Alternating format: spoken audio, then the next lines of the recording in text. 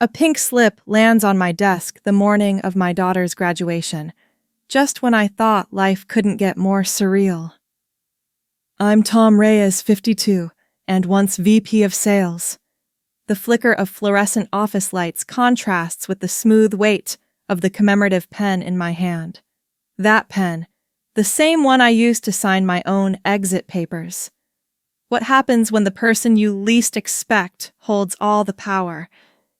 Share your story of an unexpected twist below.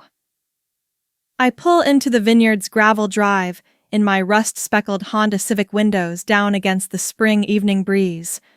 The scent of new grass mingles with fermenting grapes, but all I hear is my sister Lucinda's voice, cutting through the chatter. Still driving that relic, Tom. A titter ripples among the gathered investors under the string lights, and my heart hammers in my chest like a malfunctioning metronome. The soft clink of wine glasses drifts from the long farm tables, pastel napkins catching the last glow of sunset. The guests' well-heeled couples and aging vintners lean in toward Lucinda's polished pitch booklet, their expectation as palpable as the warm California air. And there I stand, 30 feet out, clutching the chipped Honda key in my pocket like a talisman. I'll admit I hesitate. My mind flicks to that email invitation screenshot stored on my phone, Reyes Estate Spring Harvest Gala, April 2016, and how I'd forwarded it to myself just to prove I belonged here. Tonight my task is simple: survive my sister's public jibe gauge the room's reaction, and cling to whatever shred of pride I can salvage. I step out of the Civic and onto the gravel, each footfall a small protest against Lucinda's insinuation that I'm a throwback to a less sophisticated era. Past the entrance archway, the lantern-lit path curves around rows of budding vines. Marisol. Our mother greets me with a tight smile and a light clap of her hands, proud, supportive, but tinged with the unspoken relief that I'm not on the chopping block tonight. Lucinda glides forward in her designer dress, rosé glass in hand. Her laughter carries easily. Come on, big brother, show the crowd your full portfolio. The way she pronounces portfolio sounds rehearsed, each syllable a reminder that she's been preparing this pitch all season, while I've been content to let our family's legacy speak for itself. My fingers brush the chipped edge of my Honda key, that tiny nick worn smooth over years of use. I remember sliding it into the ignition on the day I chose this car, deciding that frugality and reliability were worth more to me than a glossy paint job. Yet tonight it feels like an exhibit in some private joke. Investors murmur polite laughter. Lucinda holds up her glossy event booklet pages, shimmering like gold leaf. Our Spring Harvest Fund returns have never been stronger, she declares, voice flourishing. Applause follows, gentle but pointed. I step forward, raising a hand in a casual wave, forcing my lips into a half smile. Under my breath, I think, you're not the only one with a plan. My gaze flicks to the horsehair brush hanging from my belt loop, an oddity among suits. Yes, but a nod to the hands-on work that built this estate. And in my pocket next to the key is the pristine pocket watch Ellie gave me last Thanksgiving. Its steady tick, a quiet reminder that time, not appearance, governs value. I walk toward the cluster of guests, nodding at a few who remember me from childhood harvests. Marisol sidles alongside, murmuring, "Remember Tom, they respect hard work." I swallow. Hard work is respectable, humility invisible. If only they knew the sacrifices baked into every barrel of this vintage. Lucinda's smile flickers as she notices me approaching. "Glad you could join us," she says, voice saccharine. She tilts her head toward the open bar. "I'll get you a glass on me." A public gesture of reconciliation, but I catch the edge in her tone. She's staking her claim in this fund. I'm a footnote. As she turns back to her circle, I check my watch's second hand. Tick. Tick. Each beat echoes louder under the lantern glow. I take a measured step toward the buffet table, nodding at the passing waiter holding trays of bruschetta. The scent of roasted garlic and thyme fills my nostrils, an earthy contrast to the vineyard's sweetness. I secure my grip on the Honda key, sliding it in and out of my palm. The metal edge rubs against my skin, sending a jolt of determination through me. Tonight isn't about matching Lucinda's gloss. It's about proving that substance outlasts style.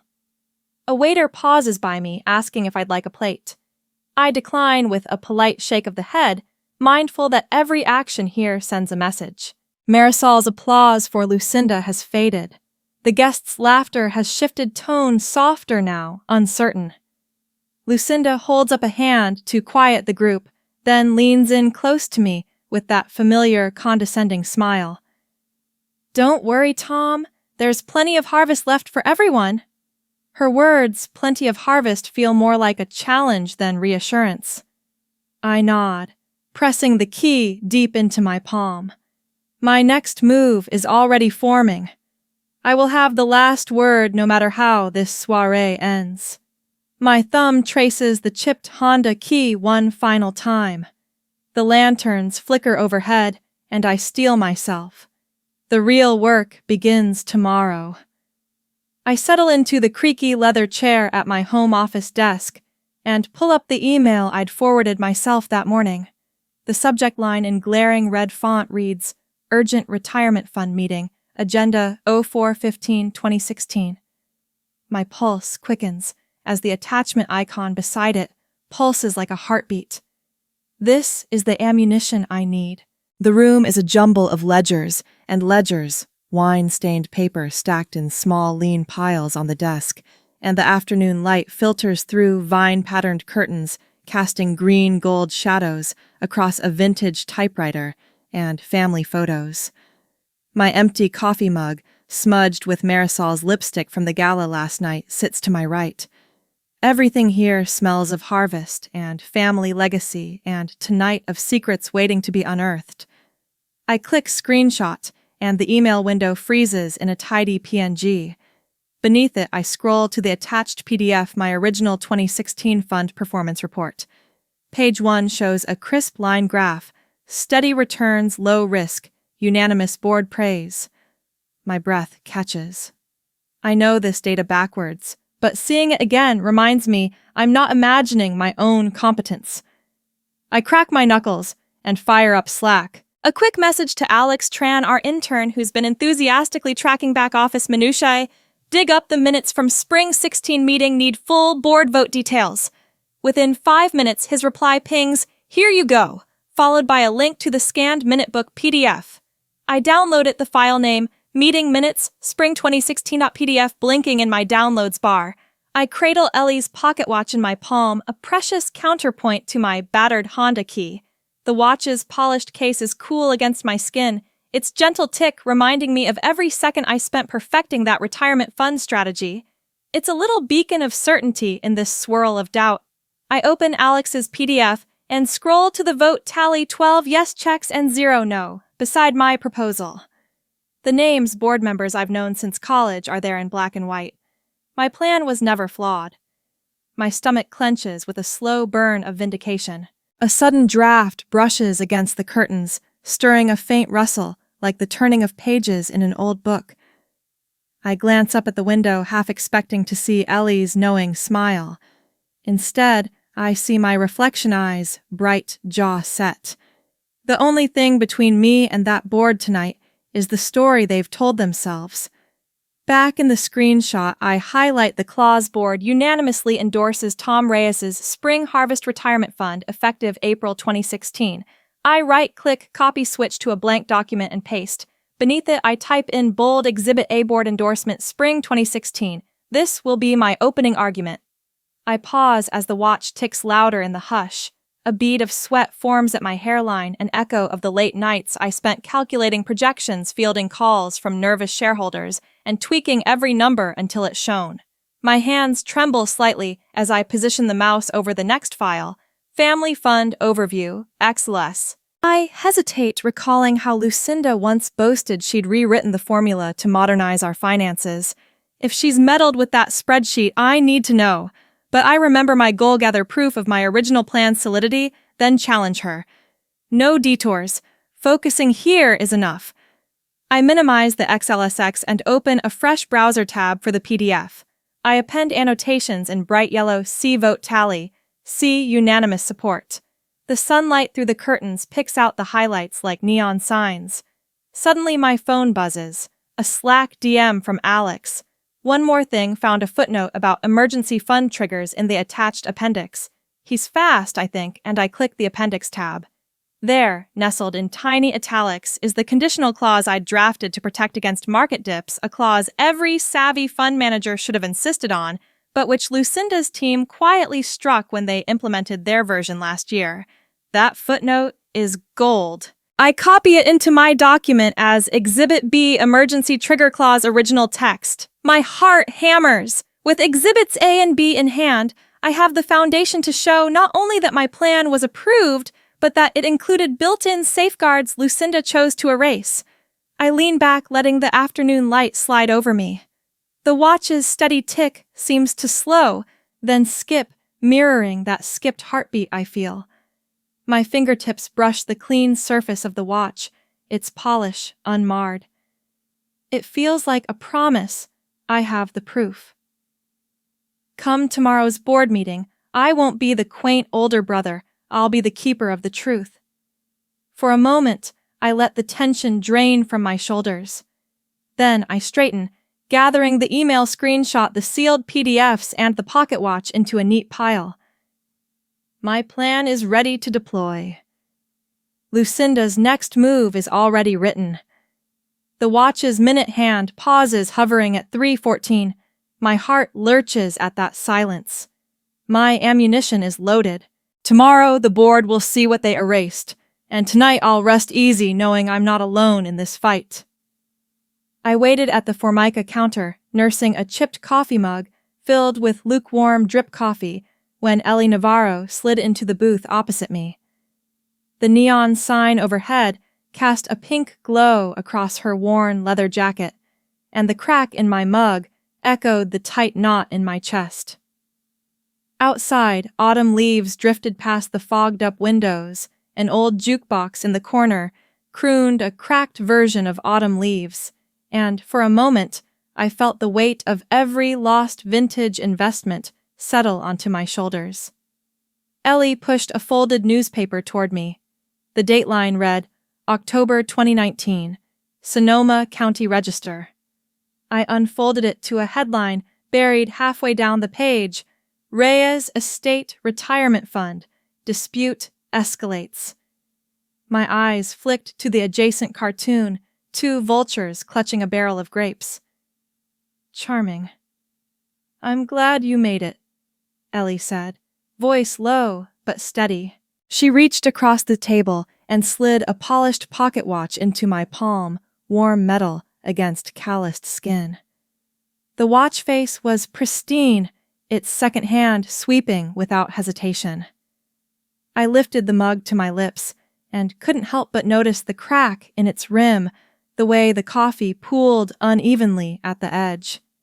That mug had been my companion since the Harvest Gala, and now it felt like an emblem of everything I was fighting for. I got here as soon as I could, I said, cradling the watch. I don't want to get caught off guard again. The waitress wiping the counter nearby gave us a curious glance, but didn't interrupt. Ellie folded her hands and leaned forward. Here's the plan you're going to open the shareholder gala with Safe Fund 2016-2019 slides. We'll remind everyone of your original projections, no gloss, just the data they approved unanimously. She tapped the table rhythmically. Then, halfway through, you'll excuse yourself, step outside, and cue the Rolls Royce entrance. A slow smile crept across my face. The key fob she slid onto the table bore the signature double R emblem of a Rolls Royce. That's dramatic. My voice was half amusement, half awe. Good drama, she corrected. It's a statement. You won't just show them the numbers, you'll show them you still have the backing to make things happen. I uncapped the watch and checked the time for 12 p.m. The gala wouldn't start for another 24 hours, but I needed to rehearse every second in my head. And the church fundraiser, I asked, nodding toward the faded flyer peeking out from under Ellie's hand. She slid the flyer into view, a pastel watercolor of a steepled roof fallboard church fundraiser. All welcome. A community pivot, she said. After you steal the spotlight tomorrow, we emphasize your commitment to something bigger than asset management. People respect generosity. The diner's bell tinkled as a late-shift trucker squeezed by, leaving a whiff of diesel and stale tobacco. I swallowed. I like it. The jukebox switched tracks abruptly, rattling a tinny reminder that nothing here was permanent. Ellie reached across and patted my hand. You'll need this tonight. She tapped the pocket watch again. When that second hand completes its circle, think of it as your cue to close your eyes, take a breath, and step into your moment. A buzz made me look down at my phone. A Slack ping from Alex Minut's PDF is ready, Exhibit B in your email. My stomach fluttered. Exhibit A would be tomorrow's line graphs. Exhibit B, the emergency trigger clause in black and white. Soon Lucinda's edits would be exposed for what they were self-serving revisions that stripped safety from our legacy. I turned the watch over in my hand, admiring the engravings Ellie had insisted on time redeemed. It felt less like a gift and more like a pact. Time redeemed, I murmured. I like that. The waitress returned with fresh mugs, mine plain white this time. I poked at the latte art, a wilted leaf design forced into foam, too thin. Ellie raised her mug in a makeshift toast to vintage plans and new beginnings, she said. I clinked my mug to hers. Coffee sloshed over the rim. To the vintage plans that never should have been rewritten. She smiled, eyes soft under the neon glow. Exactly. Outside, twilight deepened. I stood and slid the flyer into my jacket pocket alongside the watch. I'll see you tomorrow then, I said. Ellie rose as well, smoothing the lapels of her jacket. I'll be in the parking lot at 6, ready with the watch, the rolls, and a little surprise for Lucinda. Her grin was conspiratorial. I nodded, slipping the chipped mug into the sink near the counter. The worn vinyl seats and Formica top felt like a sanctuary, a place untouched by the corporate polish that had swallowed my family's estate. I swallowed the last of my coffee, its bitter warmth, a reminder my fight had just begun. I slipped the pristine pocket watch into my coat pocket, its steady tick now buried against my heart, and pushed out into the cool October night. The leaves rustled around my feet, echoing the promise of change in every brittle hiss. Tomorrow, I'd reclaim what was mine, and nothing would ever taste as sweet as that moment.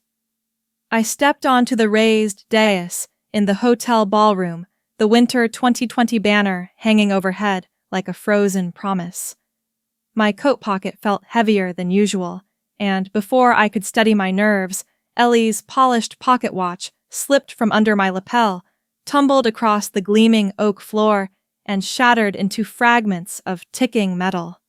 Crystals from the chandelier above caught the falling pieces, scattering fractured rainbows across the room. A hush rippled through the investors, gathered in their tailored suits and fur-trimmed coats. Somewhere at the back, a security guard knelt to pick up a shard. I swallowed the sting of embarrassment and squared my shoulders. My mission was clear: expose Lucinda's deletion of my fun plan and plant the seeds of my comeback. I drew a breath and turned to the projector behind me. On the screen was an erased line from last year's invoice, Tom Reyes' retirement fund proposal removed. The black marker streaks cut through the document like deliberate scars. I clicked my remote and froze the image for all to see. The room's warmth felt suddenly stifling. I reached for the cracked coffee cup Ellie had brought, its rim chipped just like the mug in my office. My hand trembled as I lifted it. The porcelain weighted in my palm like a confession of my own self-doubt. I almost set it down, but then I clenched my teeth and met Lucinda's eyes. Her triumphant smile flickered. She looked as if she'd glimpsed a ghost. Next, I plugged in the USB stick engraved with Reyes, the one Ellie had slipped me at the diner. The screen blinked, then loaded a series of slides titled Safe Fund 2016-2019. The first slide showed a simple line graph: steady growth, minimal risk, unanimous board approval. I watched the investors lean forward, eyebrows lifting. The chandelier's light trembled as the images shifted to page 2 and 3, annotated footnotes, performance benchmarks, the emergency trigger clause in foot italics.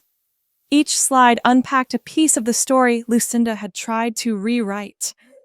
I let the data speak for itself, clicking through with deliberate slowness. Murmurs swelled into quiet conversation. A woman near the front rustled her program booklet. The chairman cleared his throat, and I seized the moment. "My name is Tom Reyes," I began, voice steady, despite the adrenaline surging through me. "Last spring, this board unanimously endorsed my retirement fund plan, complete with built-in safeguards for our employees' futures." I tapped the laser pointer on the footnote clause. Some edits were made without proper authorization edits that removed those safeguards. Tonight we rectify that oversight. Lucinda opened her mouth as if to interrupt, but I raised a hand. "Please, I let the single word hang. Allow me to show you what you erased." I advanced the slides to reveal the original vote tally names and signatures, crisp and undeniable. The investors' whispers turned to gasps. Behind me, the security guard set down the last watch fragment, his face impassive. I didn't look back. My heart thundered in my ears. For a single moment, time held still crystal shards of my past life clinging to the floor. Then, as the next slide queued up Rolls Royce entrance cue, I paused, delivering my final line. "Tonight we're not just restoring a plan. We're reclaiming our legacy." The lights dimmed in the ballroom, leaving only the projector's glow and the glint of chipped metal on the floor. Lucinda's triumphant facade cracked completely as the crowd's attention shifted from her to me. The murmurs rose over the cold oak planks, and in that charged silence, I felt the first real stirrings of victory. The moment Lucinda clicks through her finance slides, I lean back against the leather chair, then hit enter on my USB presentation. The screen flickers and snaps to life with bold white text on a deep blue background. Safe Fund, 2016-2019. A hush falls over the conference hall. The projector's hum lowers as investors squint at the first slide, the tension coiling in the air like a drawn bow. Sunlight filters through tall windows onto rows of leather chairs, each occupied by board members in dark suits and skeptical investors clutching portfolios. At the polished podium, muted gray curtains frame my view of Lucinda's frozen smile. Behind me, Alex Tran stands ready, his tablet open to log every reaction. I clear my throat. "Good morning, everyone! Before we proceed, I'd like to revisit the fund performance data you approved in spring 2016. The slide clicks forward to a simple line chart: steady growth, minimal volatility, unanimous board endorsement. Murmurs ripple through the room like shifting tides. Lucinda's eyes narrow. She warbles something into her microphone about market conditions, but I press on. Slide 2 loads automatically comparative benchmarks, showing our fund outperforming industry averages for 3 straight years. The investors lean forward. A few nod in recognition. I watch Lucinda's fingers twitch at her notes. Then Alex hands me a small, torn snippet of paper, an invoice fragment bearing my signature and a bold red strike through Tom Reyes's retirement fund proposal removed. I hold it aloft, the rough edge catching the light. "Here, I say softly, is the proof of an unauthorized deletion that nearly cost us our employees' retirement security." The chairman, a silver-haired gentleman at the center table, whispers to his neighbor, Who authorized this deletion? A ripple of surprise spreads among the investors. I allow a brief pause, long enough for the silence to thicken. The distant hum of the air conditioner and the faint scrape of a chair punctuate the moment. My heart thumps, but my voice stays steady. Every slide you saw was originally mine, I continue, and every data point was vetted by this board. When those numbers were removed, nobody informed the people who matter most, our staff and stakeholders. Tonight, we restore transparency. I click again. The next slide appears 3 bold words in white against black rolls. Royce, arrival. The overhead lights dim, leaving only the glow of the projector. I step away from the podium and glance toward the hall's entrance. My cue has arrived. Lucinda's lips peel back in a tight smile, though her eyes betray a flicker of apprehension. I take a final breath, then deliver my closing line for this segment. Let's see who's truly driving this company forward. And as I do, a low engine purr rumbles in from the lobby. Investors' shuffle whispers cascade into laughter and gasps, some of gleeful anticipation, some of stunned disbelief. Behind me, Alex taps a note. Climax 1 achieved. My pulse rockets as I prepare for the next act. Suddenly, the back doors swing open. A black Rolls Royce glides into the marble-floored lobby, its headlights dimmed for modesty, but still gleaming against the muted afternoon light. 2 suit-clad security officers step ahead of the vehicle, parting the crowd like the Red Sea.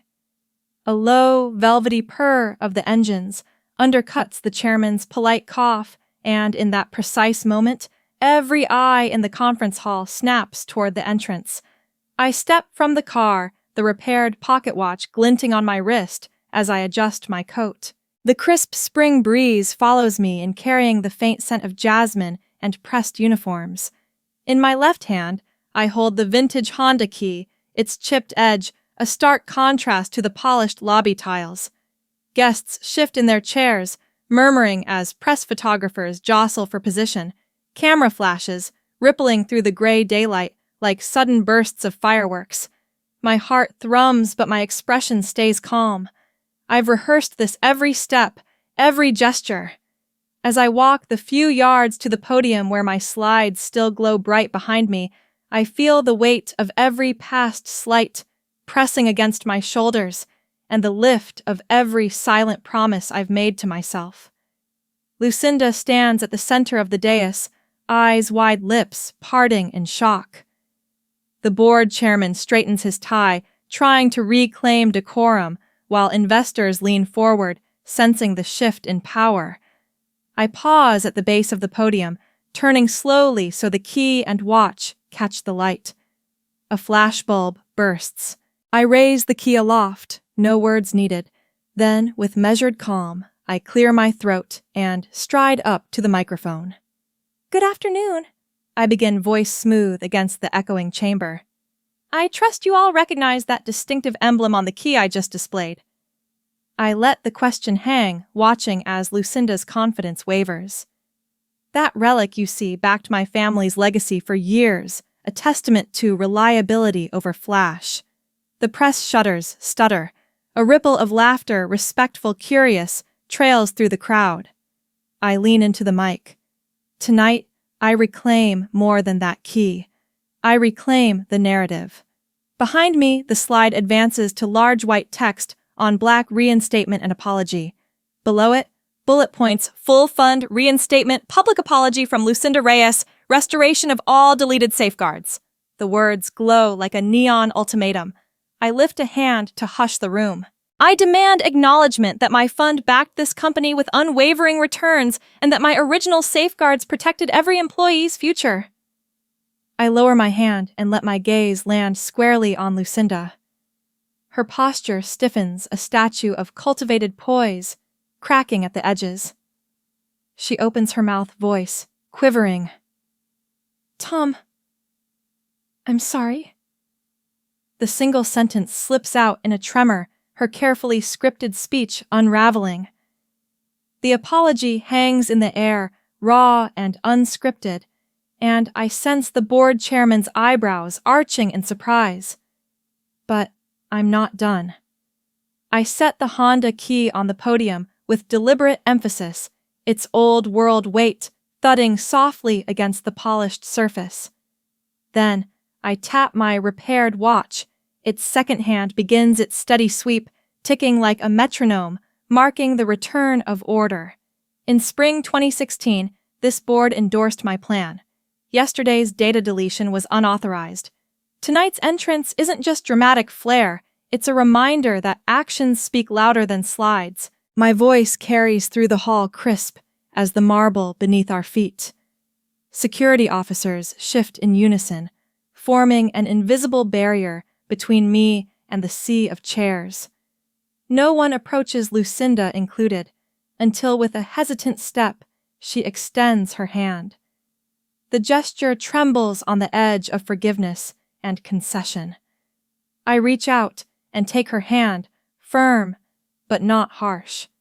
The flash bulbs pop again, capturing the tableau, the repaired watch on my wrist, the chipped Honda key between us and Lucinda's face, a canvas of regret and relief. Reporters scribble furiously, investors exchange approving nods. I lift her hand slightly and release the mic. "Thank you," I say, voice softening, then pivot to the audience.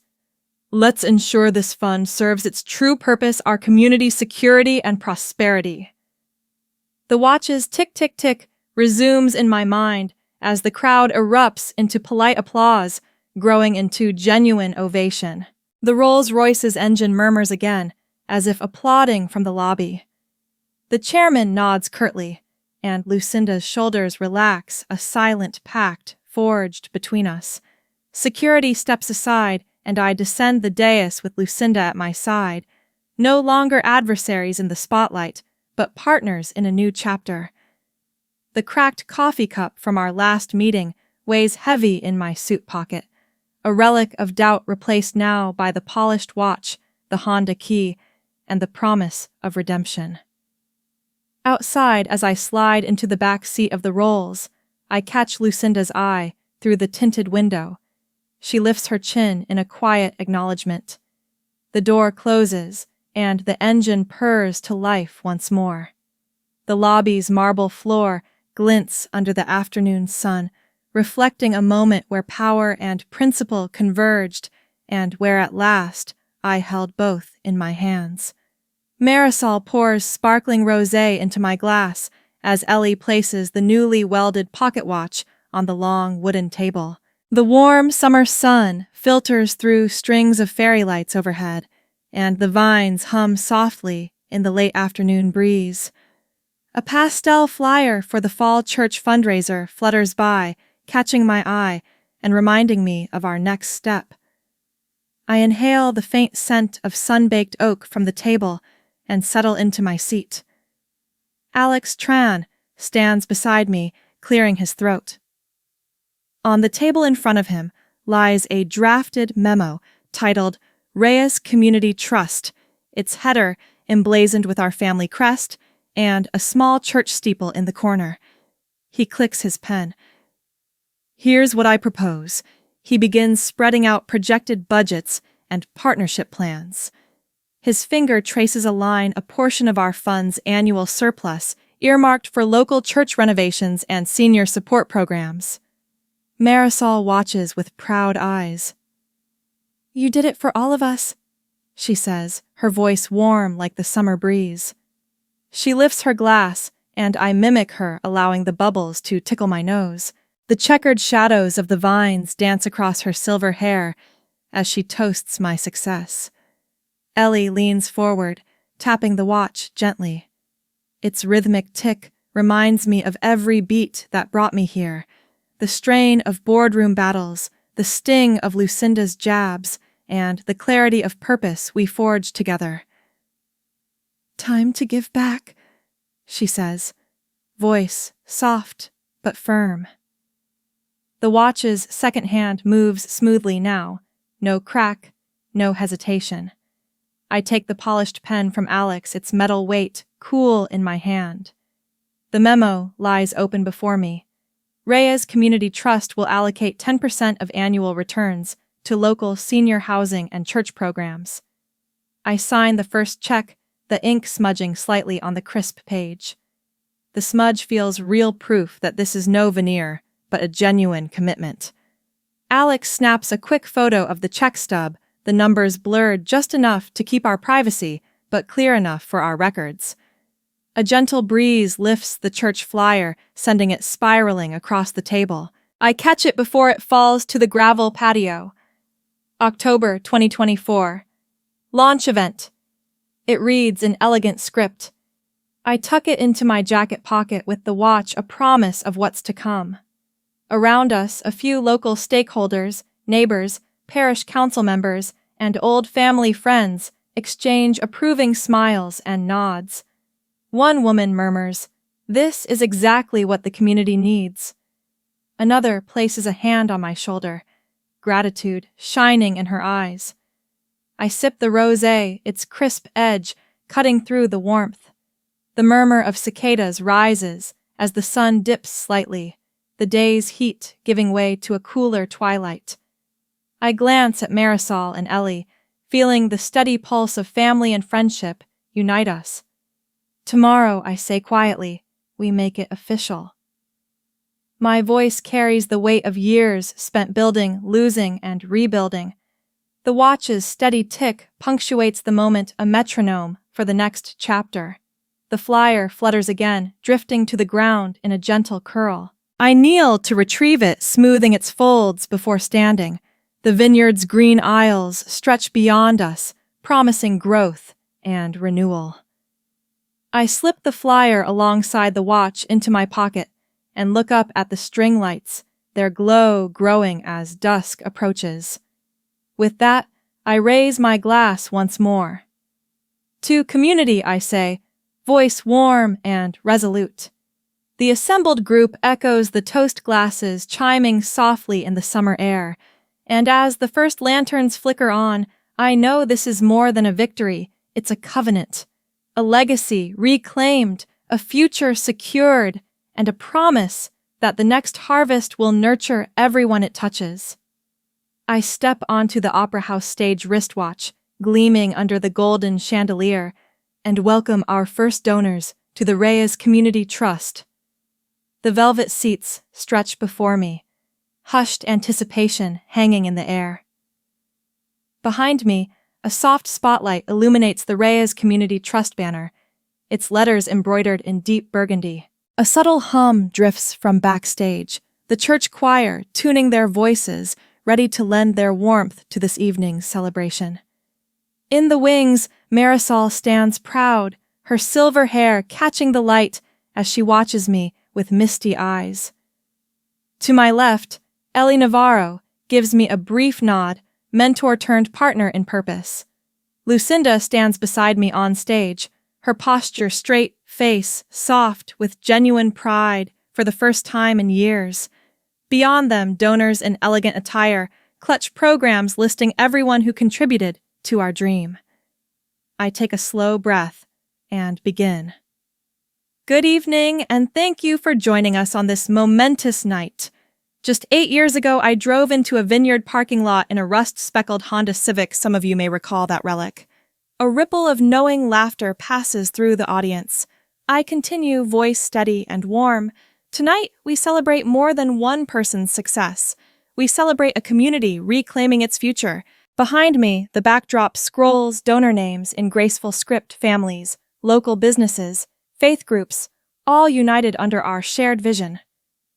A hush falls as I recount the journey, the quiet engineer who weathered corporate jabs, the diner meeting under neon lights with a mentor who gifted both a polished watch and a borrowed Rolls Royce key, the shattering of that watch in a winter ballroom that revealed hidden deletions of our safety net, and the triumphant entrance that restored our legacy. Then comes the pivotal moment. I gesture to Lucinda. She steps forward, carrying a glass-boxed plaque engraved in elegant script, Ingratitude. Tom Reyes, champion of community security. With a flourish, she opens the box and places Ellie's welded pocket watch beside the plaque. The watch's heeled metal gleams under the chandelier, its steady second hand marking time's passage from fracture to restoration. Ellie steps forward next, lifting the conductor's baton. She cues the choir stationed just off stage. As they launch into the first verse of Amazing Grace, their voices swell in a gentle crescendo. The audience rises, hearts lifting in unison. I watch Lucinda's expression soften. Marisol's hands clasp together in quiet joy. Tears prick my eyes as the choir's harmonies wash over me, but I keep my voice clear for the final lines I share. Next time you judge someone by their ride or reputation, I say over the swelling hymn, be ready for the twist. The choir's voice peaks on the last word, and the room erupts into heartfelt applause. I step back, letting Lucinda take the microphone. Her voice is steady as she declares, "We are forever grateful to my brother, our planner, our advocate, and the heart of this trust." She raises her glass in a toast.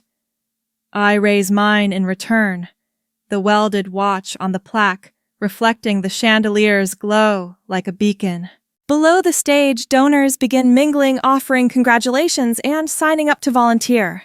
A pastor approaches, handing me a handwritten note. "May this trust be a light to all." I tuck it into my pocket alongside the chipped Honda key and the flyer for October's launch event. As the choir descends from the stage and the liturgy shifts to celebration, I slip away for a moment to the balcony overlooking San Francisco's glittering skyline. The Opera House's golden arch frames the city lights, each one a promise of hope. I place the watch in my palm and feel its steady tick beneath my fingers, a reminder that time once fractured can be welded stronger than before. I step back into the gala, below the sound of friendly chatter and clinking glasses greeting me. My journey from underdog to community benefactor is complete, but tomorrow, the real work begins. For tonight, I savor this moment, a legacy reclaimed, a community united, and a promise that the next harvest will nourish every life it touches. Golden light from the Opera House windows still glows on the polished stage floor as I tuck the welded pocket watch into my jacket, proof that fractured time can be mended. Justice isn't always swift, but it arrives when we stand firm for what's right. In reclaiming what was nearly erased, I learned that true strength lies not in wealth or prestige, but in the courage to rebuild bridges of trust and compassion. Sometimes our lowest moments pave the way for our greatest comebacks. If you've ever found hope hidden in a setback, I'd love to hear your story below. Has life ever handed you a second chance in disguise?